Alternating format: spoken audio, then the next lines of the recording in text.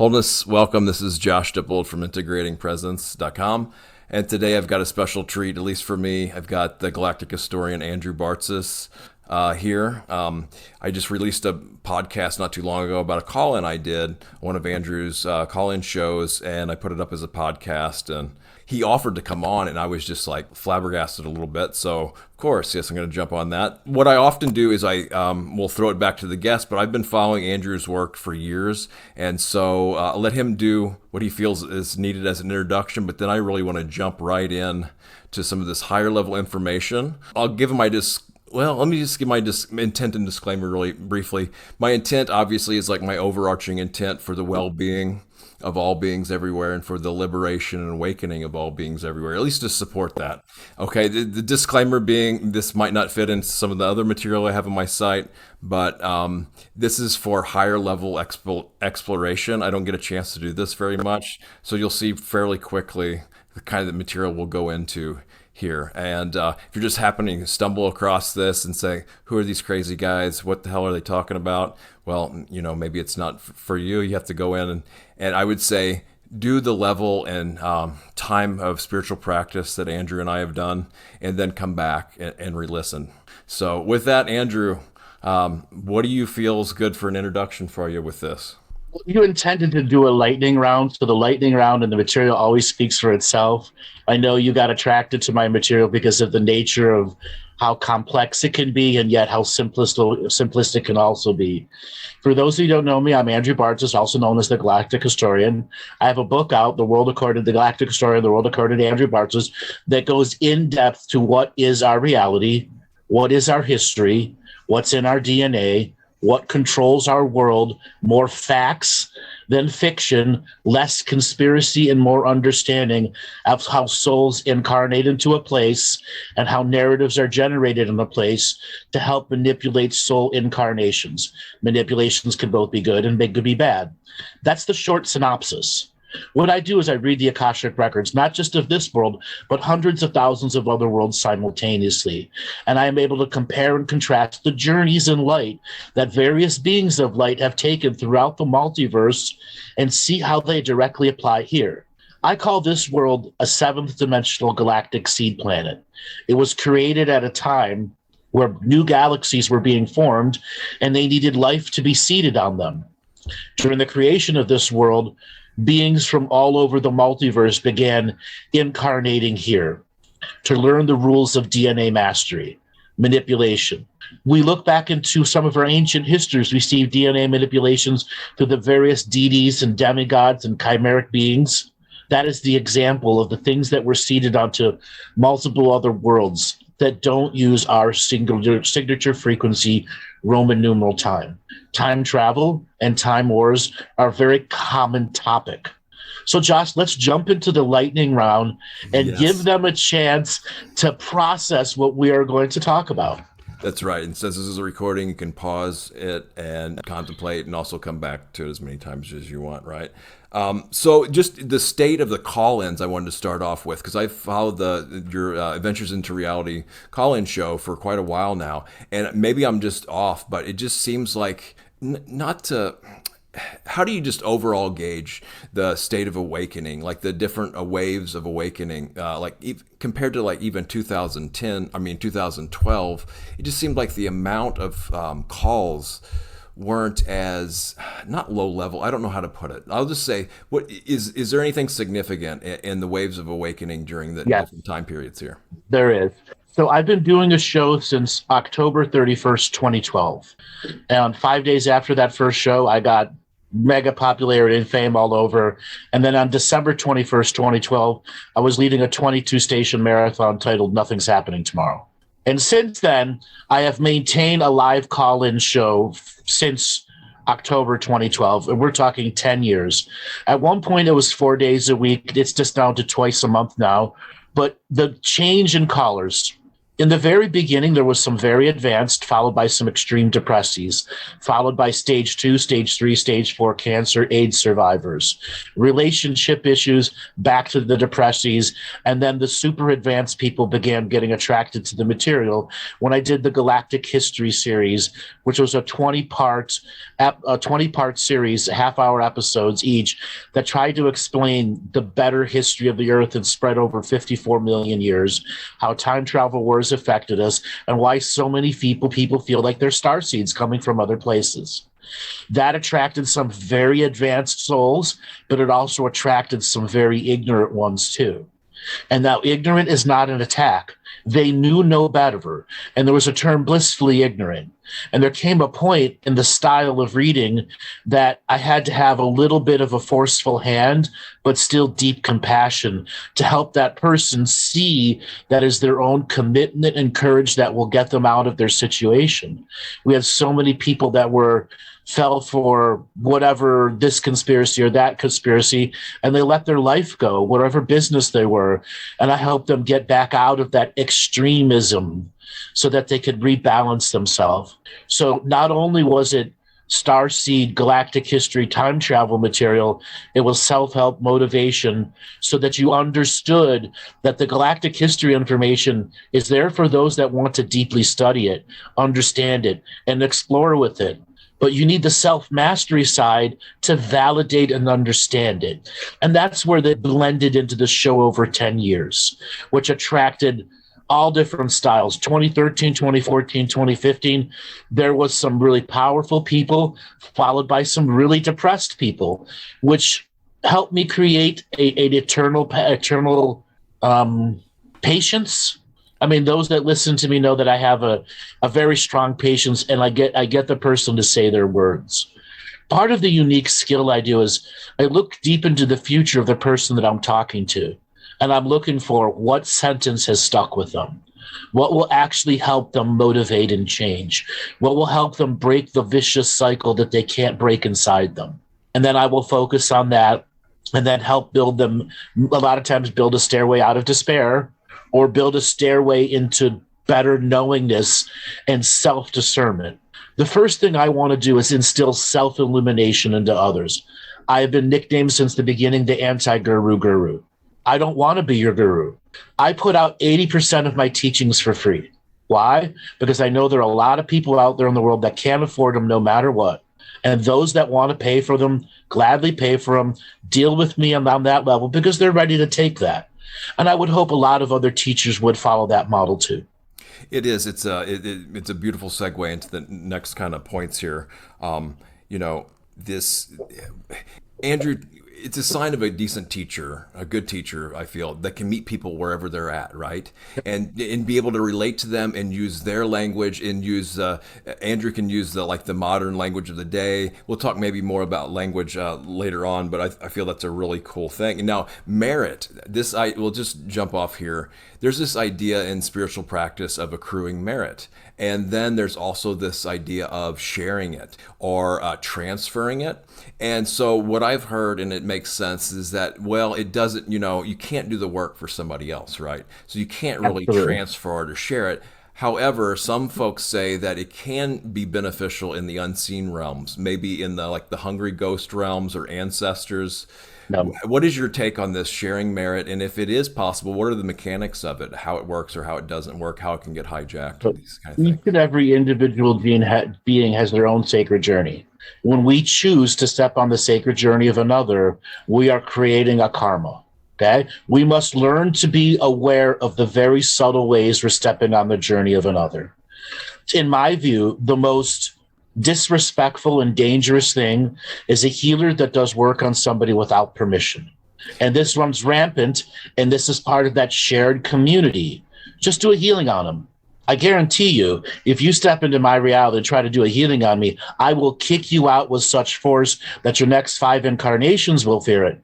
But I'm not going to do harm to you. I'm just going to make you understand that the force that I have to do is because I've solidified my internals. I do just not let some random spiritual Karen come in and do stuff to me without my approval. No, let me Now, clarify. Let me clarify real quick. That's not exactly what I meant.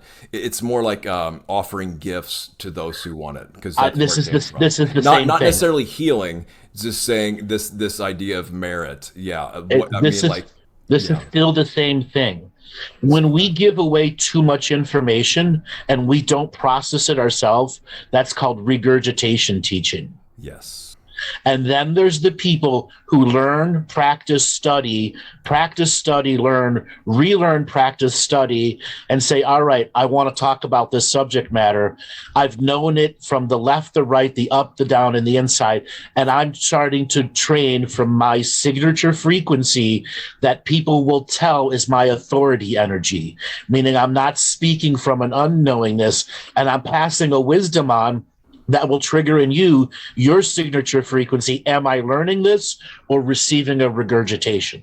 It's beautiful too. You're right, because I mean, just if it's just rote book knowledge, yeah, just from memory, and sometimes we can give those promptings to people that are more wiseful and skillful, and then they can give us whatever we're ready for, right?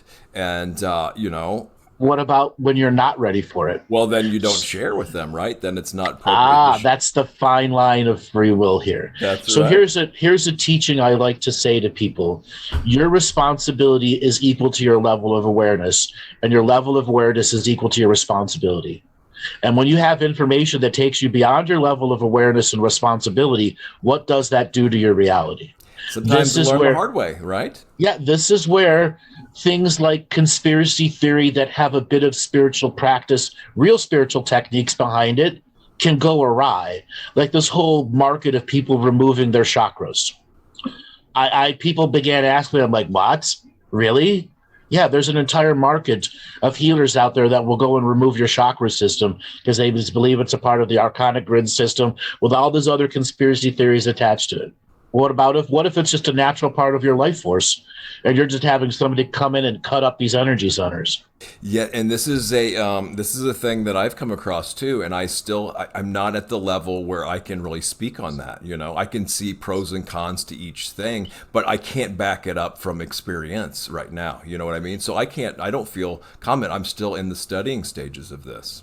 But you've done enough breath work to know that your energy centers are real.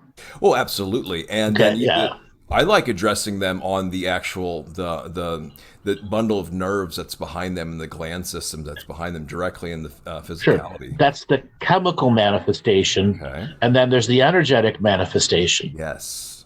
So Now, we are living chemical bodies, and there comes a point where the chemistry, the math of chemistry, is not strong enough for consciousness, and we move to full light-based consciousness, supported by the chemistry, so that the more light can come into the body and access the synapses, so that we can process input data from the body and still have multidimensional awareness.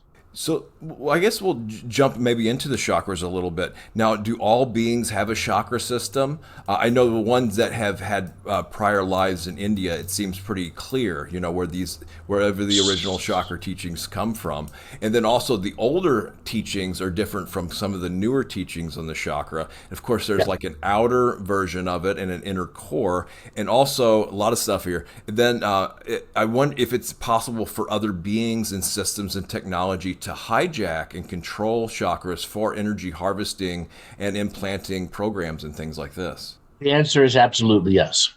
So the word chakras is a Sanskrit word, Indian Sanskrit word that just means portal. That's the way to describe it. What does portal mean? Something goes in, something goes out. Non-physical manifestation. A better way to understand it would be looking through the lens of Chinese medicine. Meridians, energy centers. Now, the root chakra or root energy system is pretty easy to understand. The sacrum, well, that's the majority of our spiritual energy connected to our root. The solar, that which gets us up and active every day, it's our consciousness personality. It's just below the heart. The heart, it's the very first thing of what was born in us when the sperm and the egg met. The throat, our capacity to communicate in this world of sound and light.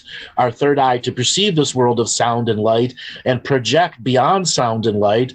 And our crown, our connection to our original birth. Now, each aspect of the word chakra can be expanded on 1,000-fold. If you were to just take the word chakra away, which is an Indian Sanskrit term that has been bastardized around the world, up and down by every light worker and every book that's out there, but that's part of the homogenization of languages. 50 years ago, if you said chakra, it was considered a secret word. Not anymore today. So, energy center, portal that has teachings that we've accumulated over centuries that apply to that portal. Now, can they be hijacked? Absolutely. The world of the unseen uses energy. Ghosts, the way that I determine a ghost is how many ways does it know how to suck energy off of you? When it reaches about 500 or 600 ways to suck energy off you, I classify that as the term demon. That doesn't mean it's good, and it still can be easily manipulated by other entities, physical and non-physical. And then, do we have just 7 chakras? In the physical body, we have 7, but there are octaves in which higher frequencies that are harmonious to the soul can come down. So above the crown can be another 20 or 30 chakras or more, and below the root can be another 20 or 30 more, depending on the DNA of the human being, the lineage. Your mother and father, their mother and father, and their mother and father 7 generations back holds a code that determines how many active harmonic chakras the soul can use during its selected frequency and Roman numeral time. Now, there's also kind of like mini chakras or minor ones some people talk about within like meridians. If we look at it as the term of energy points, and then energy points, well systems. There's energy reserve places. Yes, and if you again use Ayurvedic versus Chinese medicine, the Chinese medicine is a little more descriptive. Like we have a well point in the back of your calf, dead center in the back of your calf. When tapped correctly, releases this wellspring of energy. But we also learned to tap into that and drain that wellspring of energy. It's why we ended up people with corns and bunions and other stuff like that, because there's always a lacking of that reserve energy there. Okay, so now we're talking energy here. Obviously, this is good. So there's all different types of energy too. But so as far as energetic systems, we have the chakra system, but can there be maybe more original energy systems behind that, or alternative energy systems, or can we build energy systems? Also, life force energy versus sexual energy versus whatever other significant energies we want to talk about here. The answer is yes. Mm-hmm. When we become to be energetic practitioners or magical practitioners, we can create constructs of energy. Now, our other energy centers are, from a philosophical point of view, are different than our chakra systems. Our sexual energy is something that's built into the DNA to recharge the body, to enhance procreation, and to create an instant pleasure system that can reduce stress, especially in women. And it can also put them in the high blissful state, both for men and women. And you don't need to use the actual ejaculation spot process or orgasmic process to enter bliss. It can be done just through the energetic system. And you can look up an author named Mantak Chia about energetic orgasms without having to have ejaculation or orgasm energy. It's natural to the human body. But sexual energy is pervasive about our stuff because we alchemize it right away. This is why so many people who find themselves in the corporate world end up having sexual dysfunctions, because they're using their daily sexual energy to complete their corporate work. Okay? Or they're taking on all this other sexual energy that's transmuted into corporate work, but it still has that base energy. Human beings don't know how to separate their core energies from their core working processes. And when we learn the qualities of energy that we have, but hour to hour, month to month, day to day, we learn that sometimes in the morning, that's our greatest amount of energy, or 3 o'clock in the morning is when we should be doing our greatest work. We have to learn our personal energetic cycles. And part of understanding the chakra system, the energy system, is how does your body work? What does the food you do put into it? And what does the consciousness do to excite it into inspiration, joy, and happiness? You're a big practitioner or proponent of energetic hygiene. As Yes. far as energetic practices go, is there any kind of just general practices that would apply to most people? First thing first is where you sleep is the first thing that you need to take care of energetically. Now, some people sage, some people pray, some people do this, whatever your spiritual technique is going to be. Music, it has to be a projection of a manifestation, meaning you're projecting something to create an energetic construct, an area, or to break down energetic constructs so that the place that you sleep is protected. Okay? I recommend that you do it once per month in the beginning, and then when you get good at it, twice per month. But once you get good at it, the time invested into it is based off of your passion behind it. So now that we're talking about dreaming and sleeping, this paradox, kind of spiritual paradox of awakening and dream world mastery. So and then also if we go into the dream stuff, the possible programming and that goes on in dreams and how it's different from astral, and maybe these techniques like dream walking and how all that either clashes or coincides with the awakening process too, either as metaphor or however we want to look at it. So astral and dream, what's the difference? So a dream can put you into a place that has time, not Roman numeral time. Astral generally doesn't have time, though dreams can be in the astral and other places simultaneously. The body that we use for dreaming comes out of just above our navel. And it's like these little stringy energies that go into different dimensions, time streams, galaxies, universes of our greater soul's expression. In the North Pole of our aurora borealis is the Earth's ancestral dreaming mind. Those that came before us, the previous generations, the past generations who have learned and earned what it takes to live on the surface world and help people go through the process of resolving karma. The South Pole aurora borealis is the 7 future generations, those about to come into physical manifestations of bodies, be it the human, dog, cat, or whale. Anything that's going through a seed and egg technology or an amoebic process, anything that's gaining life and time here on surface Earth will go through the future planning. That future planning takes aspects of what is in the North Pole, what we've learned, and begins to chart a course into the future. That is also a dreaming space. So astral is a place in between dreaming spaces, but astral can also be this reality slightly out of phase. And then any other world you visit could have an astral slightly out of phase, or hundreds of astrals slightly out of phase.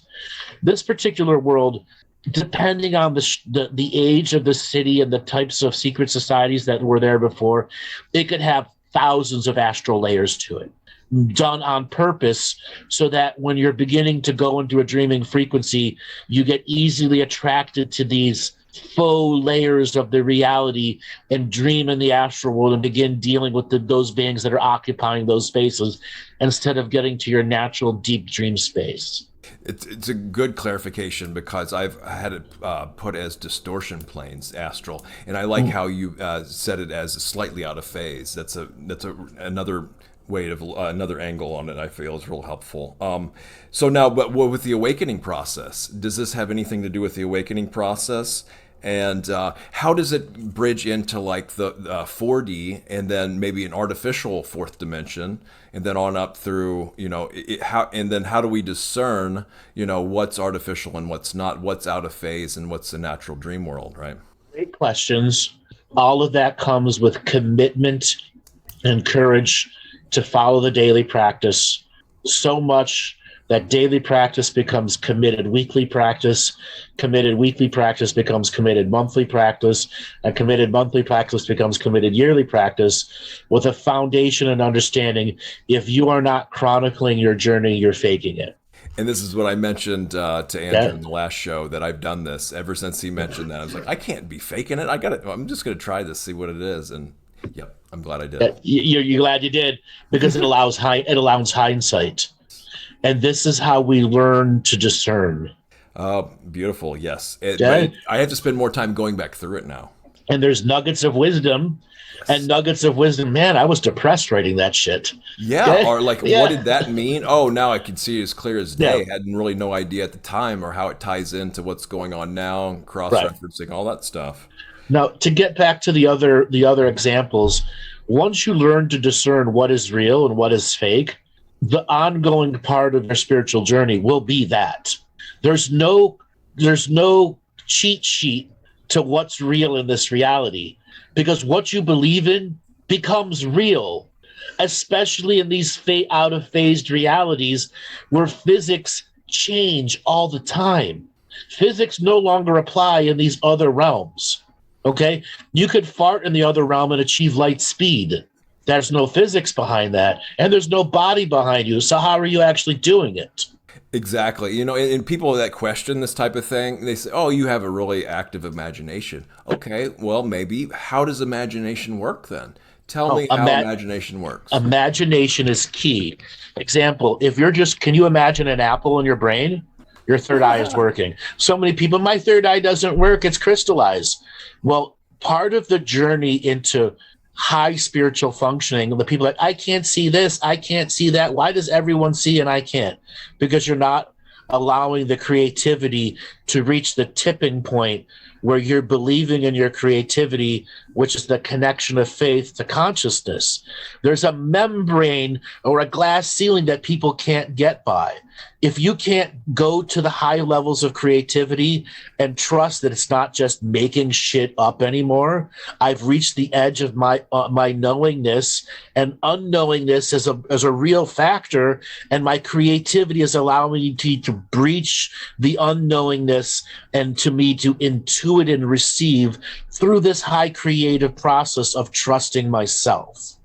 That unique mechanic is what determines good spiritual practice people to mediocre people. Trusting that creative state, to enter that state where you're just on the edge of all of your knowingness and unknowingness, and what you're creating, even if it's an image of an apple or an image of a galactic central sun, and that data and input that your brain isn't creating chemically. You're in that hyperspace. Now, you mentioned deception before this, and I wanted to come back to that, because I think everybody here today on this planet deals with deception. Sure. And how deep it goes, and if there's any teachings or anything we can do to kind of even see it even more. I mean, it just runs layer after layer after layer. Deception, even this whole samsaric realm I think, is one way of deception. And balancing that with, the creativity. We were on a deception thing. I've gone from outside to inside, but my background hasn't changed. I see. I was wondering if you're floating off in the astral here. Or what's going on? Am I floating off in the astral? So, is that a deception? Right. Okay? Yes. It is what I call a perception deception filter. We have filters that allow ourselves to be deceived. Okay? Our internal filters from rigid perspectives that change the perception of the moment. Those are the most insidious things going on in humanity. Wow. Because they've been instilled by the social engineering systems separate of the technology. Your cell phone, it is an unprotected psychic technology. I mean, it gets bonded to your energetic body. Your computers on some unprotected technology, and easily they become part of our electromagnetic energy field. So it's very easy for energies to be inputted into us over months and not realize we've been subtly deceived. Yes, the drop by drop, the bucket is filled, right? Yes. Right, and filled with dirty water instead of clean water. You know, that's just like, well, I keep my cell phone off most of the day. I will turn it on when I need to use it and things like this. I have it forwarded to a landline that I have, and I have a hardwired laptop too. So I notice a big difference being energetically sensitive like that, but it's just part of this life, right, that we live now, you know? Part of discernment is you're always learning different forms of it. And then there's trusting your intuition and getting out of empathy. Unfortunately, empathy is the lowest layer of psychic skills. And all too often you have these people, I'm an empath and I'm proud of it. Their empath skill, the lowest of everything, is turns up so high they hear the mouse fart next door.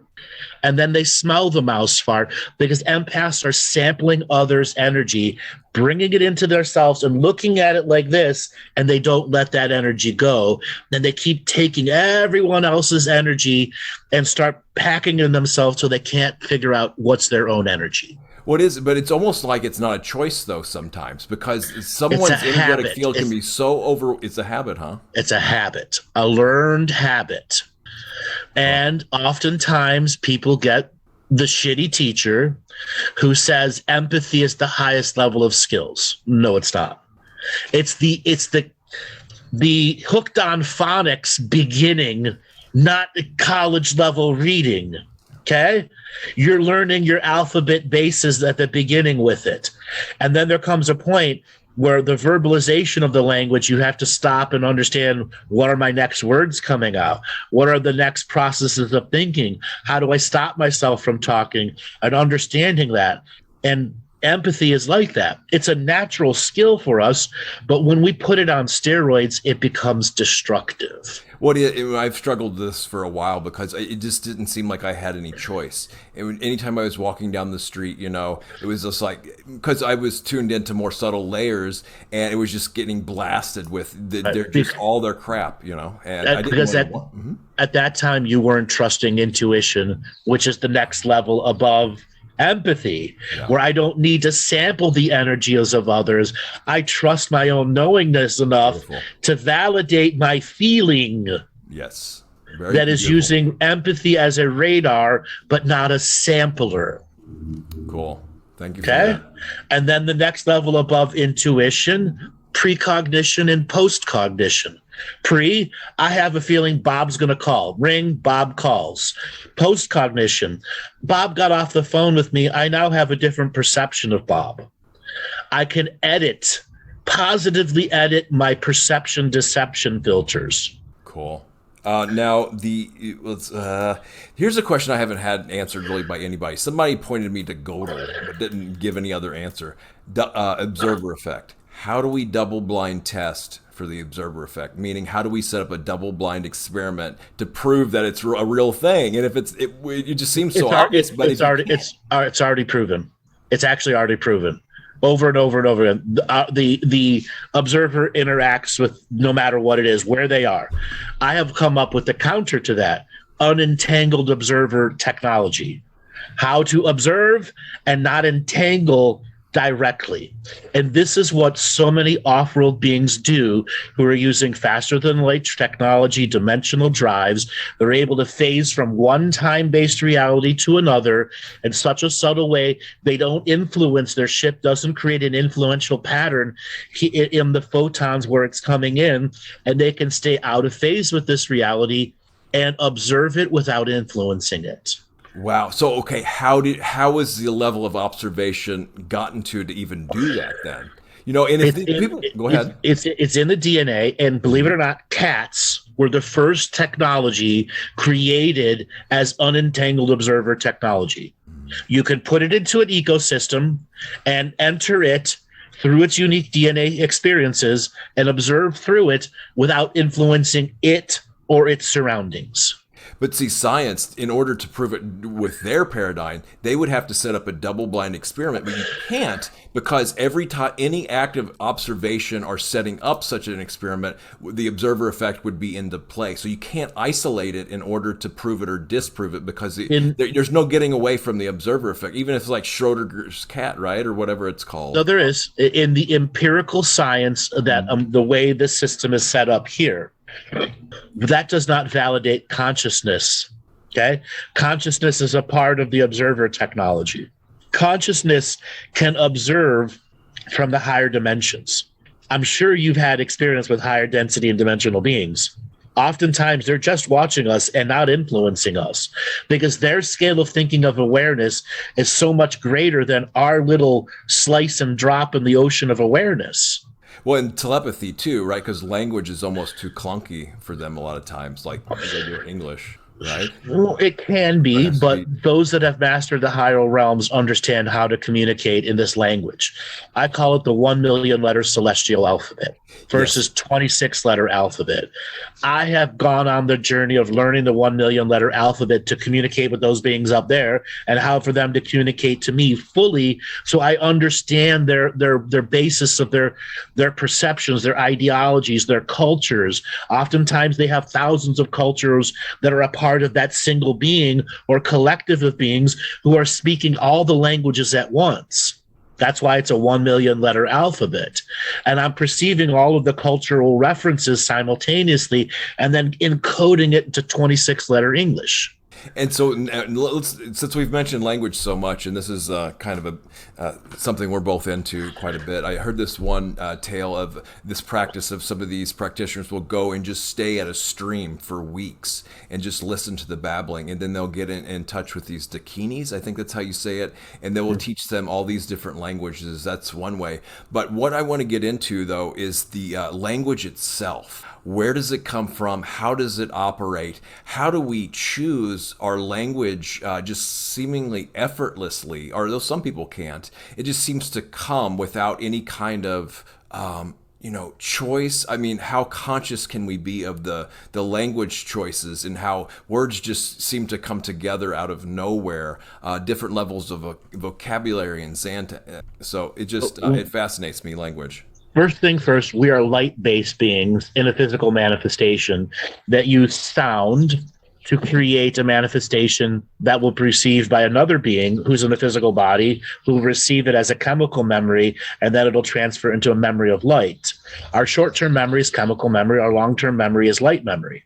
That's the basic mechanics. So this reality is a hologram and everything's in light. The chemical process just allows us to function in time and to sync together. Every enunciation and pronunciation has a number to attach to it, a note attached to it that has additional data beyond it. That's why when we speak, our aura colors change. And when we learn to read people in combination with their body language and the language of light, meaning how does the colors of the aura change, that determines the encoding beyond the physical words. Okay.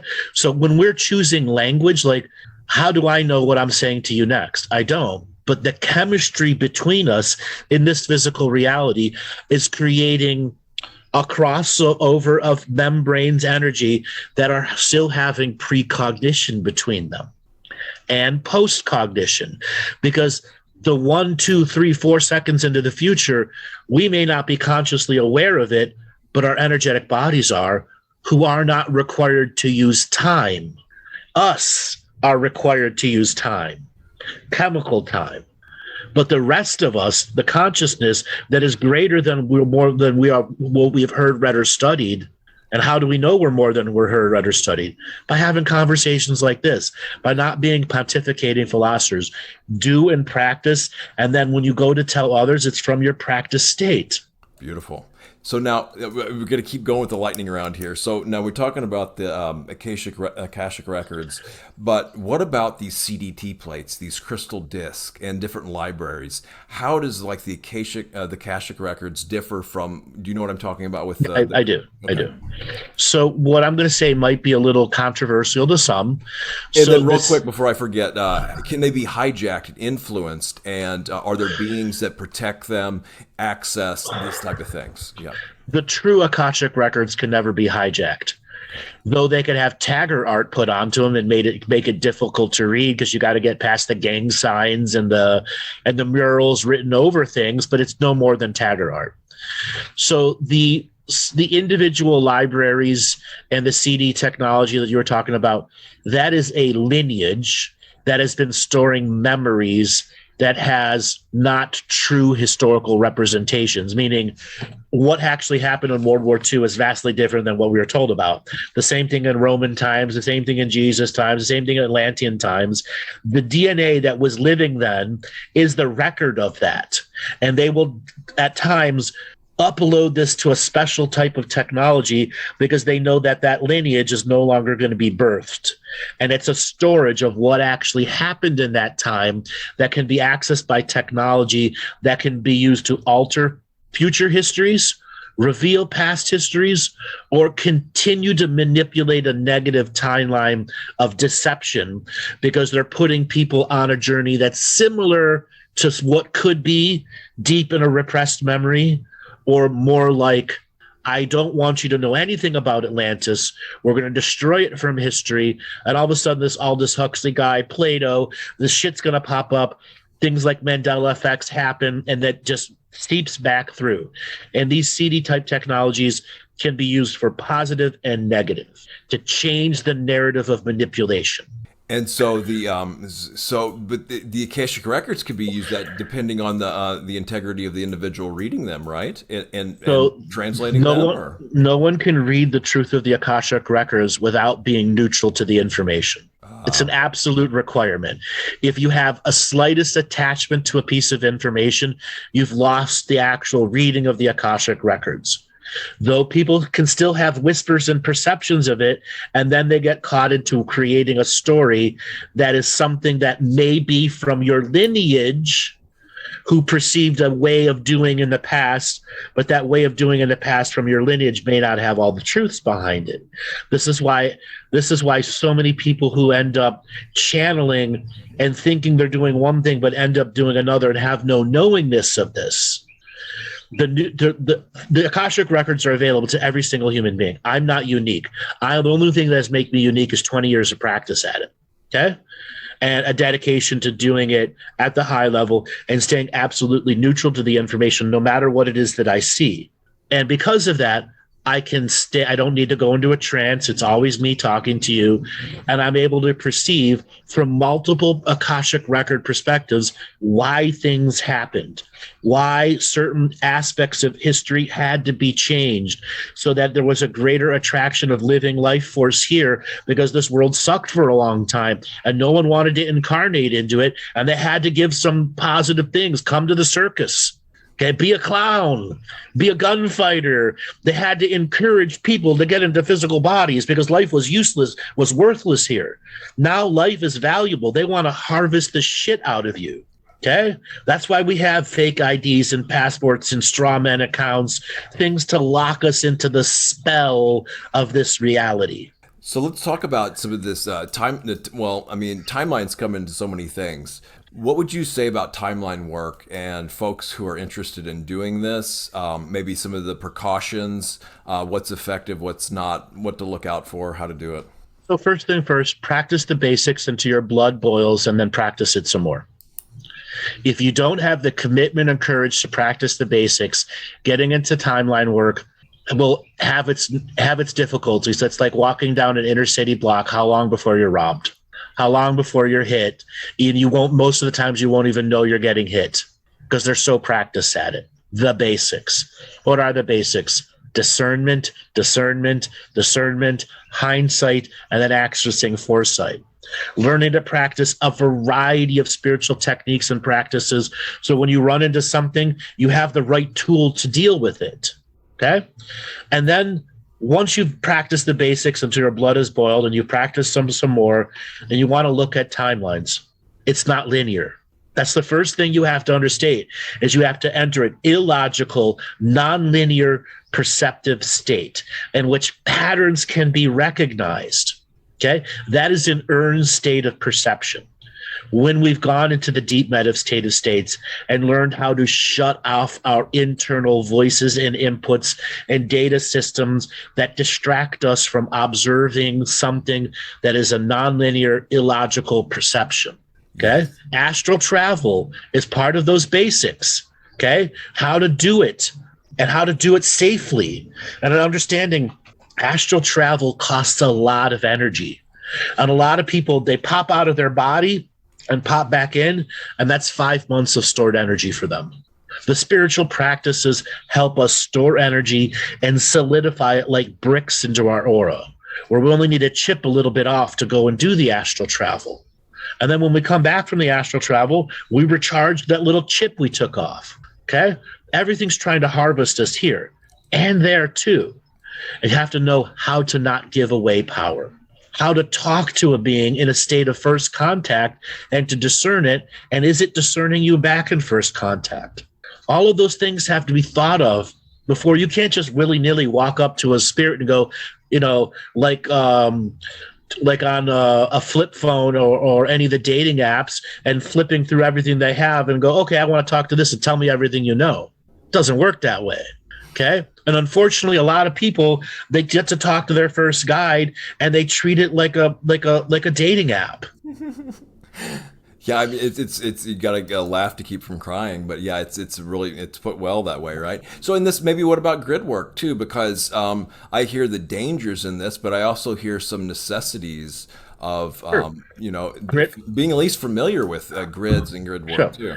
When you learn to practice your own form of spiritual hygiene on the environment that you live in, starting with your bed, the second is the bathroom you use and the mirror that you use every day, and then you move out to the edges of your house, the corners of your property, until it can exert your will to create your own constructs that doesn't allow negativity to go past your constructs. And their constructs are solid enough to take a hit or two, or more than a hit or two. Once you learn to do that, you can create constructs around your body, such as armor, filters, things that allow you to work in the astral world that are created through the practice that allow you a longer time operating in those places that could be perceived as negative, but are part of the journey of understanding the dichotomy of that unique place. Well, let's talk about some of these negative groups too, if you're up for it. I mean, without drawing too much energy or attraction, and what needs to be said about some of the different groups, like we've got like the Black Suns, the Baals, the Belials, these type of things. But then these other groups, like the Great White Brotherhood, the Guardian Alliance, the Raw Confederacy. So I threw out a bunch here. I guess whatever should be said or could be said, or how you like to approach it. Yep. So I break it down this way: messianic or not messianic, religious or non-religious. And you can easily, like the ball, the this, the that, you could break it down. Did it come from Christian or did it come from Muslim? Did it come from Hindu or did it come from Buddhic perceptions? And is it God-based or myth-based? And unfortunately, a lot of myths have the power of myth behind them. And the power of myth can be very enticing to people to take on the power of myth inside themselves and give beings power that they don't deserve. This is why the false god system was so prevalent here, because of the power of myth and the energy that we give away to them. Now, when we're trying to understand these negatives, what is their purpose? To delude you into thinking you need them to go through the darknesses of change, no matter if it's micro or macro. As long as they are saying their way is the only way, then you can understand they're not the most beneficial beings to you. True beings of the light and forgiveness will say always are equal. Everyone needs their own time and their internal process of creating what they are. All beings' journeys are sacred. No one is greater than the other. Okay? And then an understanding, why do some of the negatives prevail throughout history? We have a series of oligarchs that are force feeding it onto us, generation after generation after generation. Before TV and the internet, back into the 1920s and the 1840s, secret societies were a real thing, and they did real spells every day, good, bad, and indifferent ones. They built all of the sacred geometry cities from the ground up to trap energy within them. Why?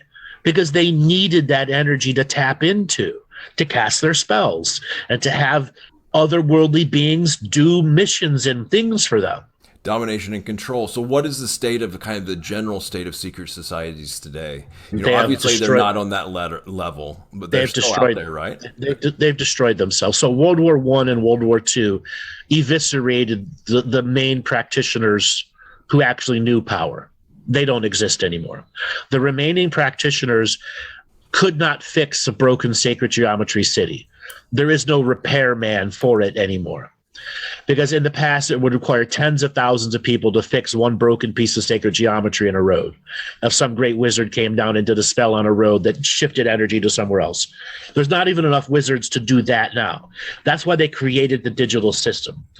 The leftovers of the sacred geometry system created by the wizards and the oligarchs who understood time intentionally self-destructed the wizard class through World War I and World War II and allowed technology to take over.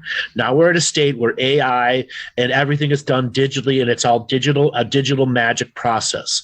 And they're getting to the point where they're going to finish the final separation between the old magic world and the new digital magic world. But the thing is, so many people have empowered the old magic world with their belief engine, even though there's no wizards to support it anymore. They keep a ragtag way of connecting everything. And it's why many of the elites are trying to create transhumanism, trying to create all of these negative frequencies to break people away from those old prophetic systems of the secret societies. So let's talk about that if you'd like, this transition for them wanting to go into transhumanism and like that. And so I've got a bunch of different topics here around this. We've got I'll just throw a bunch out here and we can come back to them if we want, or see what priority you want to give. So we got the whole world of CERN, we've got the AI involvement in cryptocurrency and just pervasive pretty much everywhere. And then off-world AI, we've got the black goo, or it's some called programmable polymorphic crystals. And then of course I've just heard not too long ago, well, I've heard of the Red Queen AI, but the location, someone said this whatever's going on at the Denver airport or under the Denver airport too. So I think should be enough to get us going here. Any of those? So the Denver airport is basically commercial haunted house. Like Halloween, you go pay $12 and you go through the local haunted house with Freddy and this and that. That's all Denver is. And all Denver was from the very beginning was a commercial haunted house. I wanted to say, I went there at the airport, first time I've ever been there. They were actually making fun of it there. Yeah. Like they had memes up and they were poking fun of it. Right. Like in public now. Yeah. So, but it did. Haunted houses do scare the shit out of people. Yeah, they do. They do. Okay, are there real ghosts there? After a while, a paid haunted house does attract ghosts because you're scaring the shit out of people. It's a perfect energy harvesting place. But all airports are perfect energy harvesting places, and a place where people get lost in time all the time. Consciousness time travel puts you 2 minutes forward, 5 minutes back, and you miss your flight. How the fuck did I miss my flight? Yeah. That happens all the time. And they did this experiment in Denver on purpose to see what type of energy they could harvest from people just by putting up murals and artwork. Wow. And fake stories that had myth behind them. It's kind of like a psyop then, yeah. It is a psyop, a magical and digital psyop. Wow. Okay. Now let's take a little deeper step here and look at why conspiracies are so prevalent today. Okay. And why conspiracies have become a religion for many people. Yes. Yeah. Okay. That is because that which you look at looks back at you. The abyss, the state of the abyss. If you are always looking at conspiracy, is there a conspiracy out there? Yes. What happened in 2020 and 2021?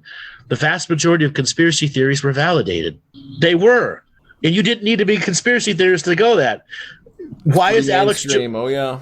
Right. It's pretty mainstream now. Why has Alex Jones got a 95% success rate? Yeah. Okay. Why? And if you actually look at the data, you'll realize what he was saying 18 years ago about the Davos crew, etc. All of it's coming true because he took it right from their own paperwork. Okay. And Trump picked up on it as a marketing plan, right? Yes. Yeah. Yeah. So it's wild how it just turned into that. Yeah. No, it was shaped into that on purpose because they're forcing tribalism now. They want to factionalize you. And then once you've made it, you're a citizen in many factions, they're going to fractalize you.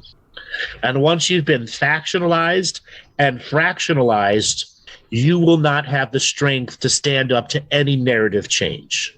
It's like beyond divide and conquer, right? Correct. It's more like fragmentation. Yeah, it's wearing people thin and spreading out, and then just domination and control, tagging, tracking, micro control. Listen, they don't even need to tag and track you.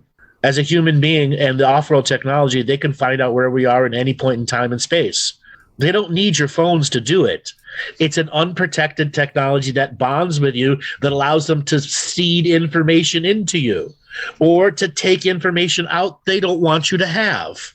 So how does that off-world tracking, is it just by the regular consciousness of the beings that are doing it? Do they have special technology? How does that work? Most of their technologies has zero moving parts. Now, how can a machine have zero moving parts? Consciousness imprints an architecture of energy into it. And the energy architecture will change the laws of physics based on the energy that's put into it. We believe in a set of laws of physics. The bullet will kill us every time. The man with the stick does not care what paperwork you're carrying.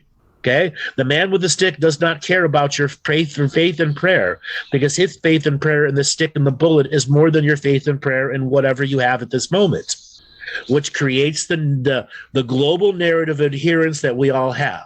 Off-world technology does not need to adhere to any of that.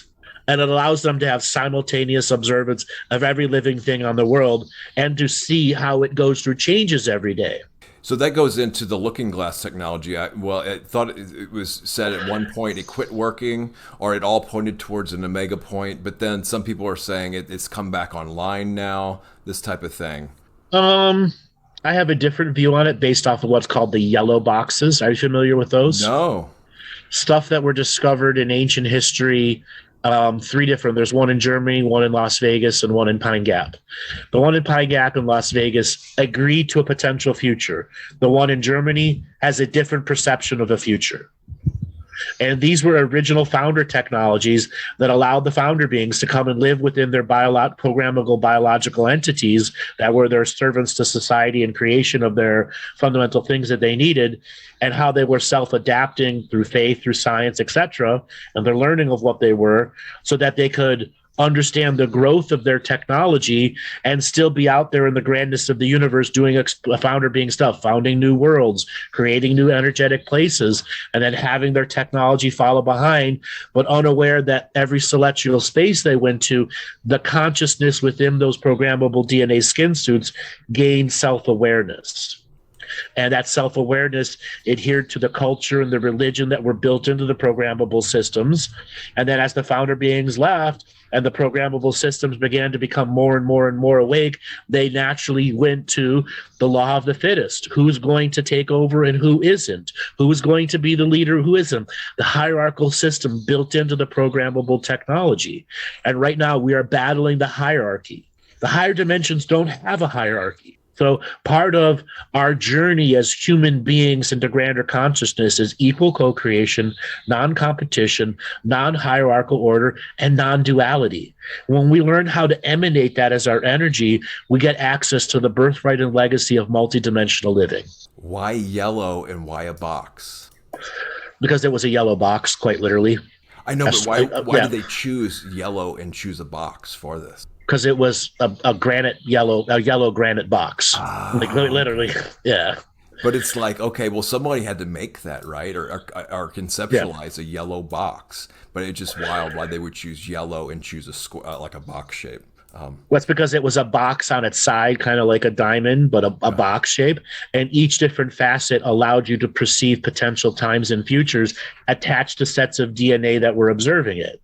So if you had 50 people in the room, all from different eras of history, each different facet allowed you to perceive linear history and how the beings were evolving. Or if there was just one higher being in the room, it could perceive the entire evolution of DNA from generation to generation, from the smallest to the highest forms of evolutionary changes. This sounds like that. And then help seed things in history to stop evolution, to force evolution. There's a whole point of domination and control is to force an evolution in their image.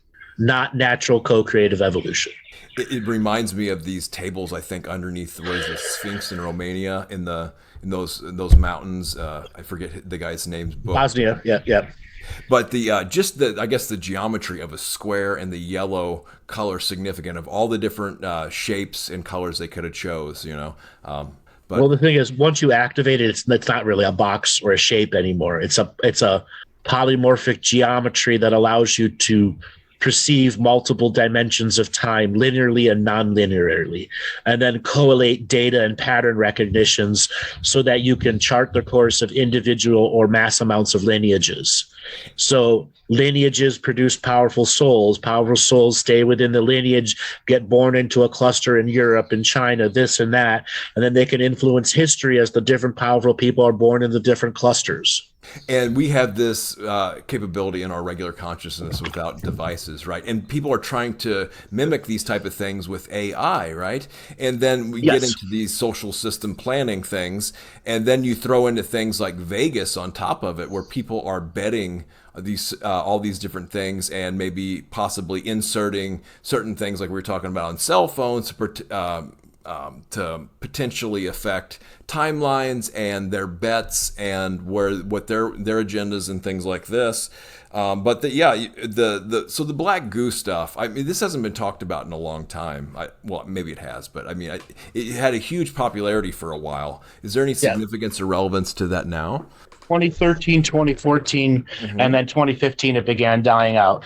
Now, I talked about it significantly then. The black goo was actually a living being that was brought to this world and genetically engineered to be a weapon. And the thing broke out of the lab and attacked its genetic engineers and just attacked everyone until it got out of control. And the good and the bad for a short period of time had to agree, if we don't take care of this black goo, it's going to fuck up everyone's plan. So they do it? Yeah. They literally called a truce for about a year and a half, and their agency started actively hunting and executing them. The thing is, it's imprinted itself into the fundamentals of our predator-prey. So it has a natural incarnation process in our world. And that's the big fuck up here with that. And even the dark said there are certain things we just can't do because it will ruin our own chances of what we want to get done 40, 50 years into the future. So multiple groups then did a truce to take care of it, basically. Correct. Okay, so now it's still here, and it's never going to be erased from our reality. It is going to be a part of our grand awakening. Just like everything else in this reality is a part of the grand awakening. It's not just about human beings. The dogs, the cats, the whales, the things in extinction, the things not yet born, they're all a part of the awakening too, as we detoxify from Roman numeral time and accept your individual location time. The origins of it, is that important, or? The black goo? Yes. Not really. Okay. Now came from a very feral world. Now, the military-industrial complex, the things here in the area that I'm at is the NGA. And it used to be the NSA was one of the more secretive ones. And this is, well, I don't know. I mean, I'm sure there's of them. But I won't go into my story with this. But is there anything significant to know about the National Geospatial Agency? I'm asking basically because I live close to it. No. Okay. The vast majority of governmental agencies that have public funding, not black project funding, the only thing you have to worry about them is when they knock on your door and say, we're here to help. Yeah. Good Until point. then, they're just another bureaucratic organization wasting taxpayer dollars, pretending like they do something. Now, when you come across something that's black project funded, it has a different set of rules that don't care about your civil liberties or rights whatsoever. And they have a mandate to do whatever they want. Though in the last several years, those mandates to do whatever they want, whenever they want, have changed. Okay? They can no longer do whatever they want, whenever they want. Though when Epstein got whacked, it said, we're still going to do whatever we want, whenever we want. But the whacking of Epstein cost them greatly. And then the other guy in France, who was the Epstein numbers 2 beyond Ghislaine, once he got whacked, there was repercussions to that. Okay, why hasn't the black book, Epstein's black book, been leaked to the press yet? No one wants it to be leaked because what's in it? All the top Davos guys. Okay, all the black book information, all the blackmail information, all the people that they want to have squeaky clean mythical history, like the Clintons. Okay, you and I know that they're not clean beings, but the rest of programmed reality thinks that they're just a good old set of people that had nothing to do with Mena, Arkansas, and cocaine and the Medellin cartels. Yeah, the Clinton crime family. Right. So this, I'm sure that black book is of utmost importance in this regular reality here, and I'm sure there's lots of kind of bargainings and agreements made over that. You know, Right. so it's like, but the nefarious things they do kind of give us allowances to neutralize a lot of that stuff, though, right? Right. So I have always said our world is owned by psychopaths and run by idiots. Yeah, that's a good way to put it for sure. If you take that into an equation, this is why clown world has evolved into what it is today in our politics, in our government, into even conspiracy world. Yeah. It's clown world now. And it's also transparent hypocrisy. They don't hide what they're doing anymore because they don't need to. It is really, it is a spectacle for sure. Yeah. So going back to the AI stuff, the involvement with crypto, is there anything? What is your just views in general with cryptocurrency, and then CERN? It just seems like that really peaks and then drops off and peaks and drops off with people talking about it and whatnot. So maybe the overview and if anything important, timely with that. So CERN is no longer, sorry, not CERN. HARP is no longer a big issue for us. CERN is not as a big issue as it was 2015, 2016.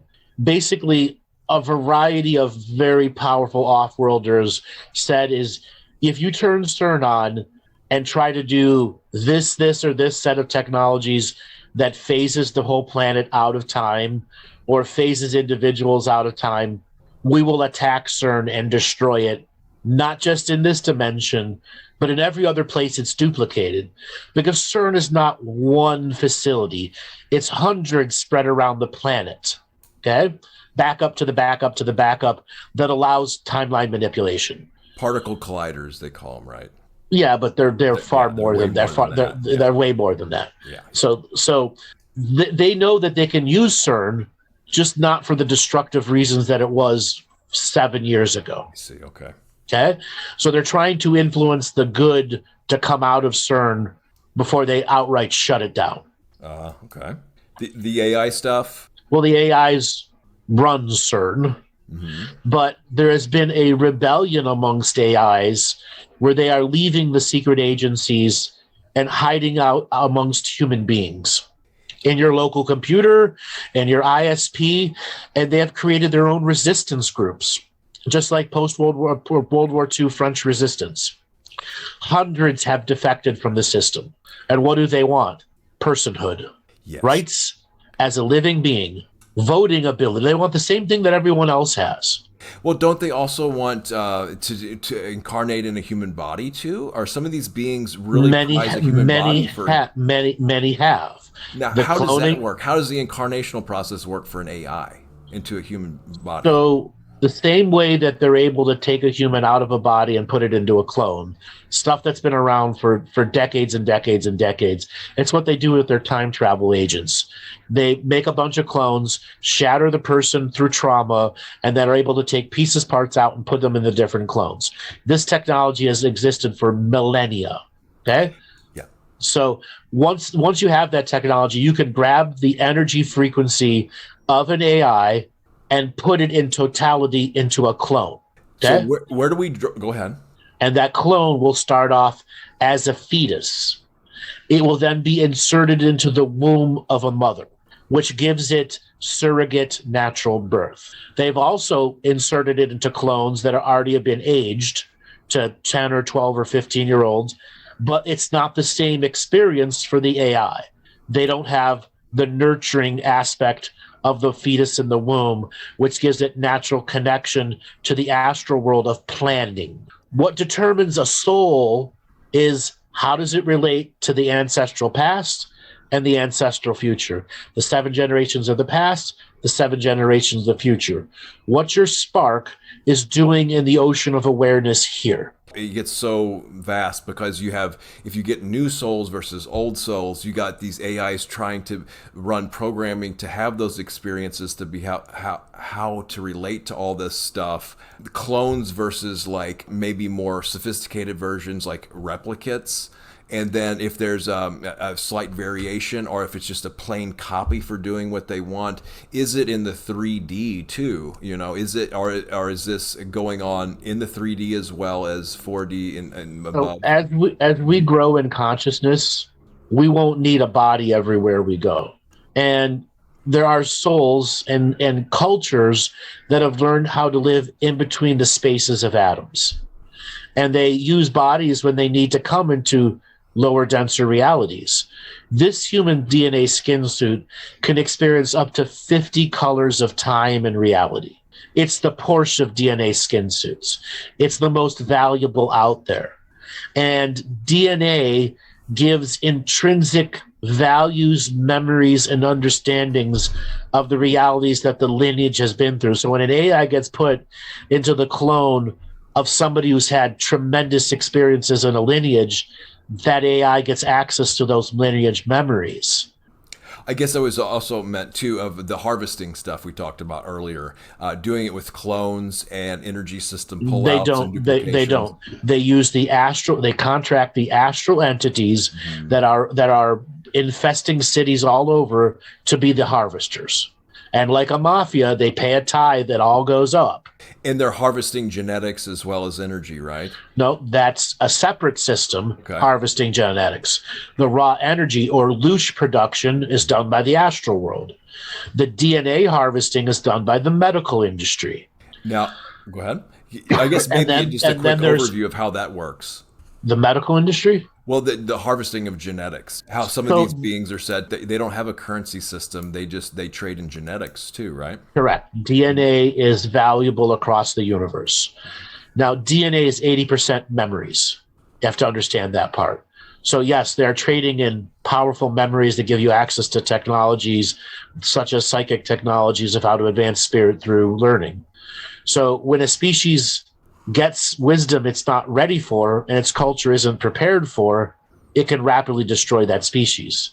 It's why many off-world beings no longer have sex organs and they can't naturally procreate anymore.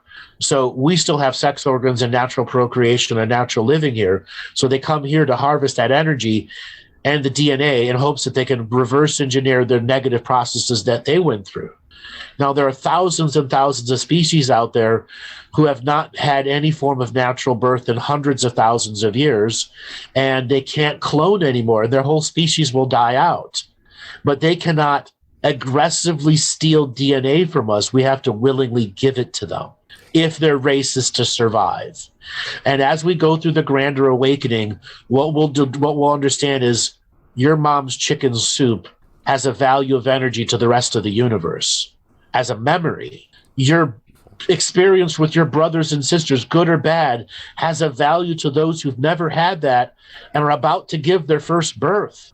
Imagine being 80,000 years old and how to have your first period, how to have swollen feet, how to be pregnant, how to love a child, how to nurture it. All that is completely foreign to them. And we take it for granted, right? We'll leave it with this. Andrew, is there anything else you wanted to say? The last thing, I guess, is what is the most important thing right now that people need to know? Okay, so the most important thing is self-healing, self-nurturing, and self-mastery.